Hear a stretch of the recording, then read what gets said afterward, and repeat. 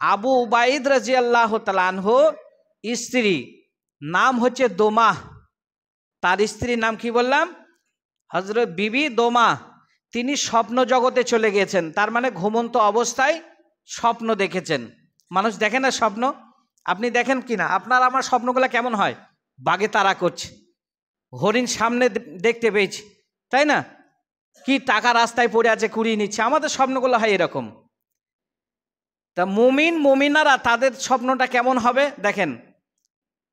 তা বিবি দোমাহ রাদিয়াল্লাহু তাআলা আনহা তিনি স্বপ্ন জগৎ থেকে জাগ্রত হলেন, মানে ঘুম থেকে জেগে উঠলেন। উঠেই তখন স্বামীর গায়ে হাত দিচ্ছে। স্বামীকে একটু মনে রাখেন, আবু উবাইদ রাদিয়াল্লাহু তাআলা আনহু তাকে বললেন, স্বামীজি আমি এক্ষুনি স্বপ্ন দেখলাম। স্বপ্নটা কি? বিবি তো জানে না স্বপ্নের ব্যাখ্যাটা কি। তা হযরতে আবু উবাইদ রাদিয়াল্লাহু তাআলা আনহু শুনতে থাকলেন, আর বিবি দোমা তখন বলছে স্বামীজি আমি যে স্বপ্ন দেখলাম, আমি ঘুমিয়ে আছি, মানে আমার মনে হচ্ছে আমি জাগ্রত অবস্থায় রয়েছি। আমি ঘুমিয়েছিলাম কিন্তু আমার মনে হচ্ছে আমি জাগ্রত অবস্থায় রয়েছি। হঠাৎ করে দেখলাম আসমান থেকে একজন মানুষ আগত, একজন অচেনা অজানা সুন্দর সুশ্রী একটা চেহারাবান মানুষ, হাতে একটা পাত্র রয়েছে, আর ওই পাত্রর ভেতরে দেখতে পেলাম জান্নাত থেকে শরাব নিয়ে এসেছে দুনিয়াতে।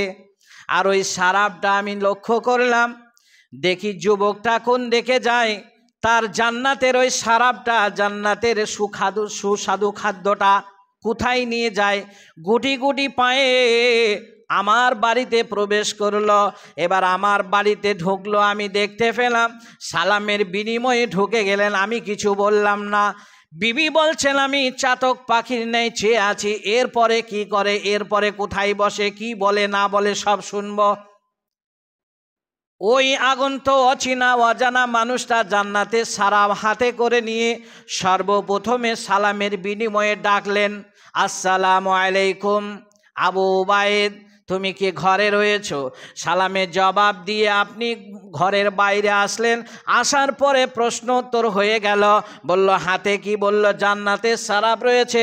বলল কি হবে? বলল এই সুস্বাদু পানি আপনি পান করুন। সুবহানাল্লাহ। এটা আপনি পান করলেন, আপনি খেলেন। আপনি খাওয়ার পরে আপনার ছেলে সর্বপ্রথমে আপনি পান করার পরে আপনার ছেলেকে দিলেন, আপনি পান করলেন, আপনার ছেলেও পান করলো। এইভাবে আমি দেখতে থাকি, এরপরে কি করবে? তারপরে আপনাকে জিজ্ঞাসা করা হলো, আপনার সব থেকে নিকট আত্মীয় আর কে আছে বলুন। এটা জানতে বাকি থাকে যে কেন জানতে চাইলেন? আপনার সব থেকে নিকট আত্মীয় আর কে আছে? তা বললো আমার আরও পরিবার আছে। এখানে পরিবার মানে শুধু বিবি নয়, পরিবার মানে আহাল, আহাল মানে বিবি নয়, মানে আমার পরিবারে ছেলে মেয়ে বউ বাচ্চা যারা আছে, এই আহাল বর্গ পরিবারদেরকে দেখিয়ে দেওয়া হলো। তার মানে আপনি আপনার ছেলে আরও 7 জনকে, মানে আপনার ছেলে সহ আপনার ভাইপোদেরকে নিয়ে মোট 7 জনকে, তাহলে আপনারা 2 জন, 7 আর 2 9 জন। এই 9 জন ব্যক্তিকে জান্নাতের এই সুস্বাদু খাদ্যটা খাওয়ানোর পরে পাত্র নিয়ে চলে গেল। আমার ঘুম ভেঙে গেল। আমি জানতে চাই এটা কি খবর, সুখবর না দুঃখর? খবরটা কিসের জানতে কৌতূহল হয় কি হয় না মানুষের? অনেক মানুষ স্বপ্ন দেখে ভালো মানুষের কাছে ব্যর্থ করে, কি হতে পারে, এটা কি হতে পারে? আমি একজনকে উলঙ্গ দেখলাম, কি হতে পারে? একজন এরকম হাহাকার অবস্থায় আছে, কি হতে পারে? অনেকজন অনেক রকম স্বপ্ন দেখে ব্যাখ্যা জানতে চায়। তা বিবি তখন দোমাহ রাদিয়াল্লাহু তাআলা আনহা জানতে চাইলেন যে কি ব্যাপার, এটা কি হতে পারে? তখন আবু উবাইদ রাদিয়াল্লাহু তাআলা আনহু একবারে মুখ ভরে তখন বলছেন আলহামদুলিল্লাহ। বিবি তুমি কি বুঝতে পারলে না এটা কি ব্যাখ্যা হতে পারে? তার মানে এটা সুখবর একটা। তার মানে আমার সন্তান হলো 7 জন, আর আমার ভাই হলো 2 জন। কটা হলো? 9 জন। সুতরাং ওই জান্নাতের খাবার মানে এরা শহীদের দরজা পাবে, এরা শহীদের দরজা পাবে। সুতরাং যারা শহীদান তাদেরকে খাদ্য কোথায় থেকে দেওয়া হয়? তাদেরকে জান্নাত থেকে দেওয়া হয়। তো এই জান্নাতের মানে অমৃত বাণী এটা করবে কি? তাদেরকে শোনানোর পরে খাবার খাই চলে গেছে। আলহামদুলিল্লাহ পড়ো যে আমরা সবাই শহীদের দরজায় পড়ে যাব ইনশাল্লাহ। এইবার সেদিন থেকে, বেশি লম্বা করছি না, সেদিন থেকে করলেন কি মনের ভেতরে জাগ্রত হয় যুদ্ধ কোনটা ঘটিত হবে। হঠাৎ করে একটা যুদ্ধের সুসংবাদ পাওয়া গেল, যে যুদ্ধটা ইতিপূর্বে এত কঠিনভাবে মুসলমানদের সাথে মানে পারস্যের খ্রিস্টানদের সাথে হয়নি, এই সংঘর্ষ হয়নি ইতিপূর্বে, সেদিন হতে চলেছে। তা এখানে মুসলিম সৈনিক আর ওদিকে পারস্যের খ্রিস্টানদের সৈনিক, আর মাঝখানে একটা নদী আছে, নদীটার নাম হলো ফোরাত নদী। কি বললাম? মাঝখানে ওই ফোরাত নদীর ওই দিকে হলো পারস্যের খ্রিস্টান আর এদিকে হলো মুসলিম সৈনিক। এবার দুইজন মানে শ্রেণী বিন্যাস চলছে ওদের ওখানে, চলছে এখানে আবু উবাইদ রাদিয়াল্লাহু তাআলা আনহু এদেরকে নিয়ে চালাচ্ছেন। এইভাবে যখন শ্রেণী বিন্যাস হতে হতে হঠাৎ করে পারস্যের খ্রিস্টানদের পক্ষ থেকে নেতা যে আছে, আমির যে আছে, তার পক্ষ থেকে রায় আসলো কার কাছে? আবু উবাইদ রাদিয়াল্লাহু তাআলা আনহুর কাছে খবর এসে গেল। বলল, শোনো, এই যে তোমাদের আর আমাদের মাঝখানে যে একটা নদী, এই ফোরাত নদীর, আমরা কি আসব না তোমরা যাবে আমাদের কাছে? যুদ্ধটা কোন ময়দানে হবে? আবু উবাইদ রাদিয়াল্লাহু তাআলা আনহু বললেন, মনে মনে আগে প্রশ্ন উত্তর হলো, তাই তো, আমি যদি বলি তোমরা এসো তাহলে আমাদের ঈমান দুর্বল, ওই জন্য আমরা যেতে পারবো না, ভয় লাগছে। হঠাৎ করে জ্ঞানী মানুষের যখন একটা নিদর্শন পেয়ে গেল, বলছেন না না না, তোমাদের আসতে হবে না, আমি তোমাদের কাছে যাব, এই ফোরাত নদী অতিক্রম করে আমরা যুদ্ধ সেখানে করতে যাব, কোনো চিন্তা করো না, তোমরা চলে যাও, নিজের জায়গায় দাঁড়াও। এইবার আবু উবাইদ রাদিয়াল্লাহু তাআলা আনহু করলেন কি, সমস্ত সৈনিক, ওই 7 সন্তান আর 2 ভাই, আর এখন তো সকলকে গুছিয়ে সাজিয়ে নিয়ে চললেন অস্ত্র নিয়ে। তবে ভালো করে মনে রাখুন, তাদের মূল মানে নায়ক ছিল যার ওপরে আরোহণ হয়ে তারা যুদ্ধ করত, সেই প্রাণীটার নাম হলো উট, সেই প্রাণীটার নাম হলো হাতি।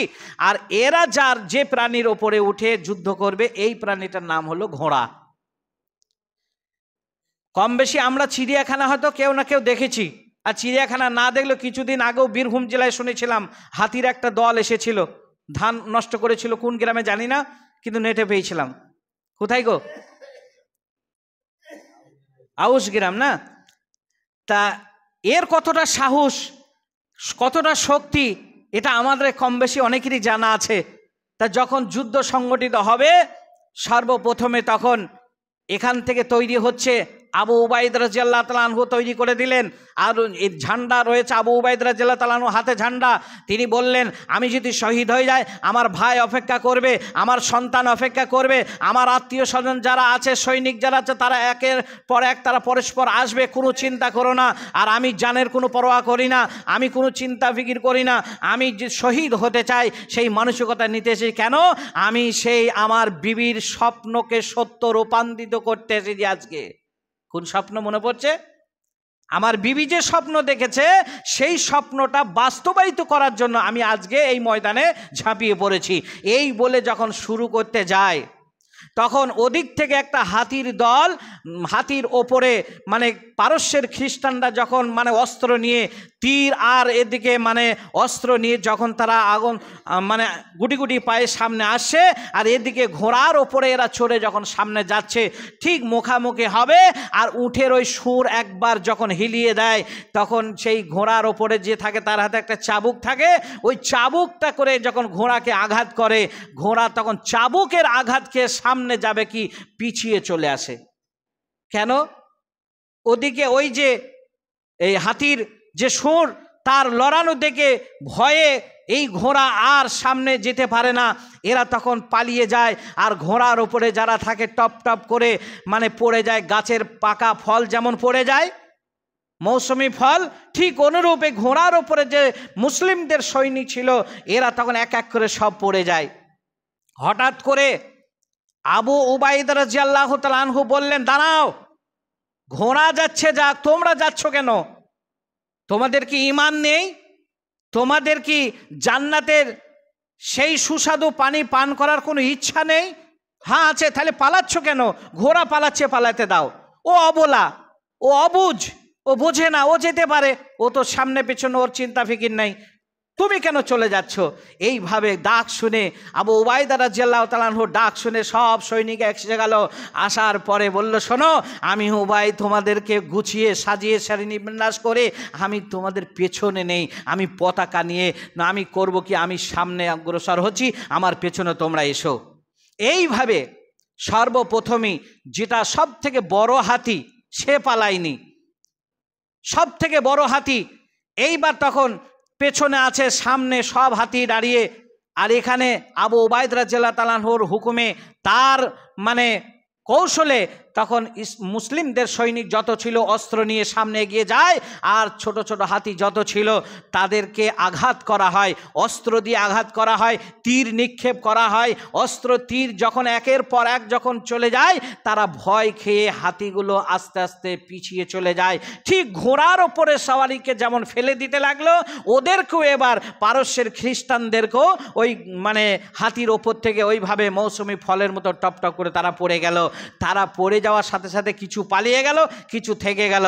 আর এইবার এরা তো জমিনে অর্থাৎ মাটিতে হাঁটছে, হাঁটতে যেতে যেতে যেতে যেতে দেখলো সব চলে গেছে, একটা হাতি পড়ে আছে, সেটা বড়, যেটা সব থেকে শক্তিশালী যে হাতিটা, সে এখনো মানে সওয়ারি নিয়ে দাঁড়িয়ে আছে।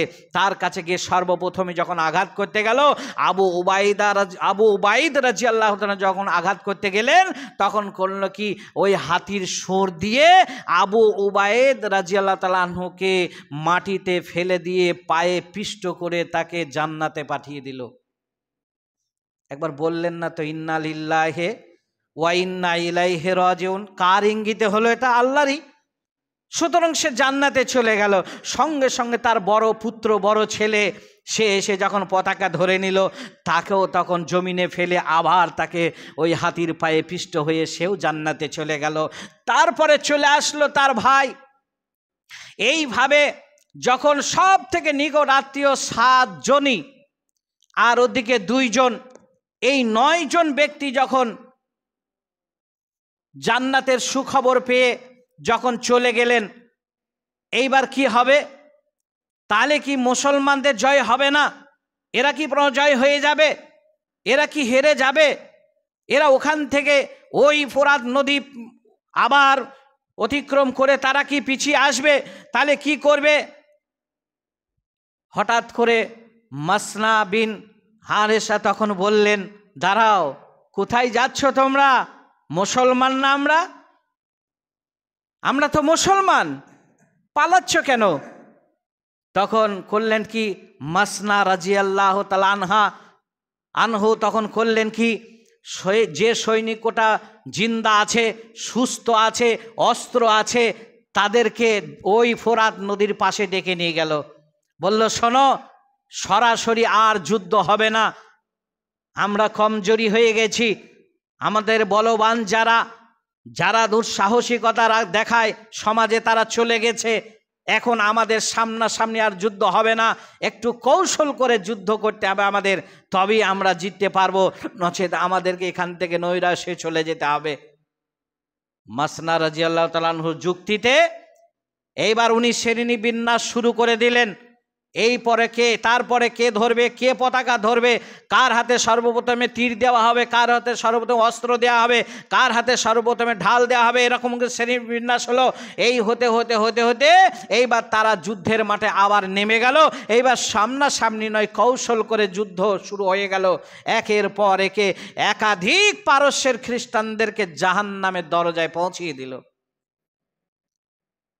কিছুক্ষণ পরে তারা হাসতে হাসতে, ভাইরা মরে গেছে দুঃখ নয়, শহীদ হয়ে গেছে মানে কি, ওরা জান্নাতি হয়ে গেল, ওরা তো আসল জায়গা পেয়ে গেল, আসল ঘরে ওরা চলে গেল। দুঃখ করছে কারা, কাদের জন্য? আমরা জিন্দা আছি এদের জন্য দুঃখ করছে। সুবহানাল্লাহ, ঈমান কি মজবুত দেখেন। যারা বেঁচে আছে এদের জন্য দুঃখ করছে। এরা কি হালাতে মরবে, কবে মরবে, কোথায় মরবে, কোন অবস্থায় যাবে, এরা কলমা নসিব হবে কিনা জানি না, এই রকম তাদের দুঃখ প্রকাশ করছে যে আমার ভাই মরে গেছে জমিনে ধরাশায়, সে তার লাশ পড়ে আছে রক্তাক্ত অবস্থায়, এটা দুঃখ করছে না, তাদেরকে কাঁধে করে নিয়ে গিয়ে দাফন করে দিল। ঈমান, ঈমান কি জিনিস, যে এই ঈমান যদি আপনার থাকে তাহলে আপনার কাছে বেঈমানি কিছু আসতে পারবে না। তাহলে আমাদের ভেতরে যদি সেরকম ঈমান জিনিসটা থাকে তাহলে আমরা হাসতে হাসতে সেই জায়গায় পৌঁছাইতে পারবো ইনশাল্লাহ।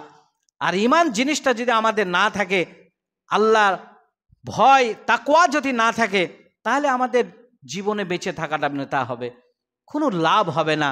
তাহলে আমি আল্লাহর কাছে পরিশেষে দোয়া করি, হে আল্লাহ, আমরা যারা এখনো জিন্দা আছি, হয়তো শহীদের দরজা পাবো না, কেননা সেই তীর্থ রণের যুদ্ধ তো আমাদের সমাজে আর নেই। আছে সামনাসামনি যুদ্ধ, সেই রকম শক্তিধর, সেই রকম বলবান আর মানুষ আছে? নাই। এখন ফুটুস ফাটুস চলছে, এই ফুটুস ফাটুসে আমাদের যুদ্ধ চলছে। কোথা কে বসে আছে চায়ের দোকানে, দে একটা বাঁধা বোম মাঝখানে ফেলে দে, এই রকম মস্তান আমাদের। সামনাসামনি লড়াই করে জিতে আসবো মস্তান আর নেই, সব গেঁজা আর বিড়ি আর তামাক খেয়ে তাতে সব শেষ। তো ভাই ও বন্ধুরা আমার, যে কথা বলতে যাচ্ছিলাম, আপনার ছেলে আমার ছেলে যারা বেপথে চলছে, একাধিক চলছে, অবিরাম চলছে, আমরা কোনো দ্বিধাগতিত করছি না, দুঃখ করছি না, কষ্ট পাচ্ছি না, এটাই আমাদের পরিতাপের বিষয়, এটাই আমাদের পরিতাপের বিষয়। ছেলের সামনে বাপ বিড়ি টানছে, বাপের কাছে বিড়ির আগুন চাচ্ছে, বাপকে বলছে অমুকটা নিয়ে এসো নিশাদ্রব্য, এটা পরিতাপের বিষয়। বাপ নির্দ্বিধায় ছেলের হাতে তুলে দিচ্ছে। এখনকার ছেলে একটু একটু খাবে না, এখনকার ছেলে একটু একটু যাবে না, এই যে কোথায় গেল, কি খেলো, এটা যদি আপনার খবর না থাকে, এটা পরিতাপের বিষয়। এখানে বাঁচা না বাঁচার ব্যাপার আছে। তাই ভাই বন্ধুরা আমার, আমরা চিরদিন থাকতে আসিনি, আর কেউ চিরদিন নেই। যারা মতম্বরি করেছে, লিডারি যারা করেছে, তারা আছে আজকে, দেখেন তাদের ইতিহাসগুলা দেখুন। মালের মালিক ছিল যারা, ধনের মালিক ছিল যারা, লাঠির মালিক ছিল যারা, বাহুবল ছিল যাদের, তারা বেঁচে আছে? নাই। তাহলে সব একদিন গুটিয়ে যাবে। তাহলে সেই দিনটা মনে রাখতে হবে। মানুষ দেখবেন, ভালো করে লক্ষ্য করবেন যে কথাটা বলছি, গোরস্থানে যখন যায় কারো দাফন করতে, তখন দেখবেন সব আলোচনা করে, সত্যি গো কাল চাচা মরে গেল, আজকে তো ভাইফোঁটা চলে গেল, আমাদের জীবনের কোনো গ্যারান্টি আছে? মানে এত দুঃখ করছে, আর এত সে মনের ভেতরে হাহুতাশ করছে। ঠিক দেখবেন মাটিটা হয়ে যাচ্ছে, আবার বলছেন এটা বিড়ি দে না, কি দুঃখটা করলো, আবার চলে আসলো, হাসতে হাসতে দুনিয়া করছে। এটার জন্যই হযরত আবু বকর কেঁদেছিলেন, এটার জন্যই আবু বকর কেঁদেছিলেন যে নবীর মজলিসে যখন বসেছিলাম আমার চোখ ভিজে যাচ্ছিল, আর আমি বাড়ি আসলাম আর আমি বিবির সঙ্গে হাসছি, তাহলে আমি বেঈমান হয়ে গেছি। এটার জন্যই কেঁদেছিলেন। তা আমরা কোনোদিন চিন্তা করেছি গোরস্থানে যে দুঃখ প্রকাশ করলাম, বাড়ি এসে বিবির সাথে সেটা শেয়ার করার নামই হচ্ছে ঈমান। বিবির সাথে, ছেলেদের সাথে, মেয়েদের সাথে, প্রতিবেশীর সঙ্গে শেয়ার করা, সেটা হচ্ছে ঈমান। আল্লাহ পাক রব্বুল আলামিন আমাদের আপনাদের সকলকে সুস্থ রাখুক, ঈমানি অবস্থায় যেন হায়াত দারাজ করুক। পৃথিবী থেকে যখন আমরা বিদায় নেব, আল্লাহ যেন সকলের কলমা নসিব করুক, লা ইলাহা ইল্লাল্লাহ। আল্লাহ পাক রব্বুল আলামিন আমাদের সকলকে যেন এই কলমা পাঠ করতে করতে যেন আমরা বিদায় নিতে পারি, সেই সৌভাগ্যবান আমাদেরকে বানিয়ে দিক। আমাদের সংসারে আল্লাহ পাক রব্বুল আলামিন যেন উন্নতি দিক, এবং আমাদের ব্যবসা বাণিজ্য আল্লাহ আপনাদের উন্নতি দিক। আল্লাহ যেন সকলকে সুস্থ রাখুক, যারা রোগাক্রান্ত আছে আল্লাহ তাদেরকে আরোগ্য দান করুক। সুবহানাকাল্লাহুম্মা ওয়া বিহামদিকা আশহাদু আল্লা ইলাহা ইল্লা আনতা আস্তাগফিরুকা ওয়া আতুবু ইলাইক।